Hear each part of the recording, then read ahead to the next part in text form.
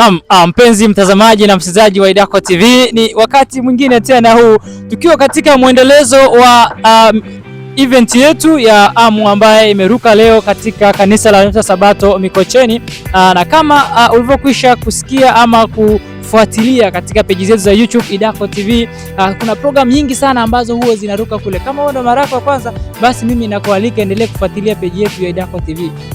Pasipo kupoteza muda, kwa siku hii ya leo nipo na mgeni wangu ambaye nitafanya naye exclusive interview hapa. Utakuja kugundua ni nini kile ambacho anakifanya na ni wapi anatokea, yeye ni nani na anajihusisha na nini. Bila shaka kwa faida ya mpenzi mtazamaji na msikilizaji wa Idaco TV, wewe ni nani? Unaweza kujitambulisha ili anayekufuatilia basi ajue anayeongea na mimi ni nani.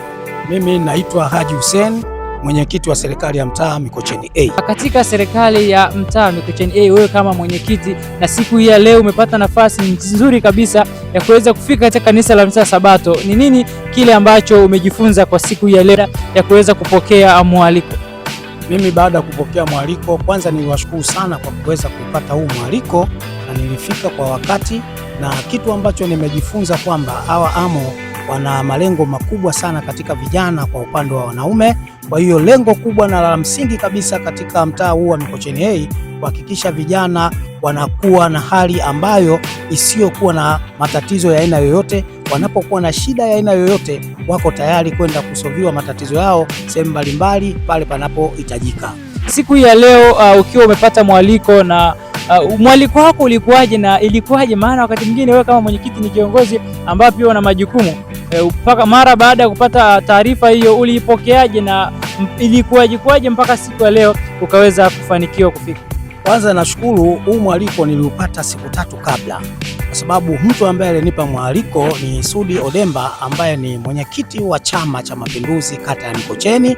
Alinisisitiza sana kuhusu kikao hiki ambacho waliniomba nifike kwa ajili ya kusikiliza kitu kinachoendelea katika kanisa letu la Sabato ambalo liko msaada mkubwa sana katika mtaa wetu wa Mikocheni. Tukiachana na haya ya AMO, wao kama kanisa la Sabato wamejitahidi sana kwa hapa Mikocheni kuwasaidia wazee, mayatima. Mimi mwenyewe ni shuhuda kwamba baadhi ya kila kitu kinachofanyika huwa wanapita kwenye ofisi yangu kuweza kuwasaidia vitu mbalimbali.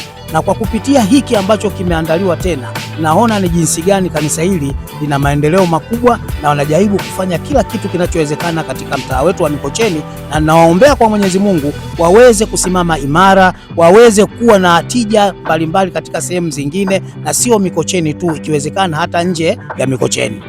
Asante sana. Kama ulivyomsikia mwenyekiti ameeleza kiundani sana. Na hivi ulijua kweli kama siku hii ya leo kwenye tukio hili la AMO mgeni rasmi ni mkuu wa wilaya? Kwa kweli mimi kwa kuwa ni mwenyekiti wa ulinzi na usalama, pamoja na nafasi yangu kwa kuwa mwenyekiti wa serikali ya mtaa, pia ni mwenyekiti wa ulinzi na usalama. Haiwezekani kwamba mkuu wa wilaya anakuja katika mtaa wangu wa Mikocheni A na mimi ni mwenyekiti wa ulinzi na usalama namba 5. Kwa hiyo nilikuwa ninafahamu kabisa kwamba mkuu wa wilaya atakuja katika kanisa hili ili kuweza kujumuika nasi kwa ajili ya kusapoti wenzetu wa kanisa la Sabato. Mungu akubariki sana. Hakika ni kwamba ni furaha ya ajabu nasi kutembelewa na mkuu wa wilaya katika siku hii ya leo kwenye AMO, na yeye ndio akiwa mgeni rasmi alitoa hotuba yake nzuri ambaye pia alituasa sana vijana tuweze kufanya kazi, tuweze kujituma pale panapokuwa na changamoto, basi tushirikishe watu ambao wanaweza kutusaidia kuliko kugulia vitu.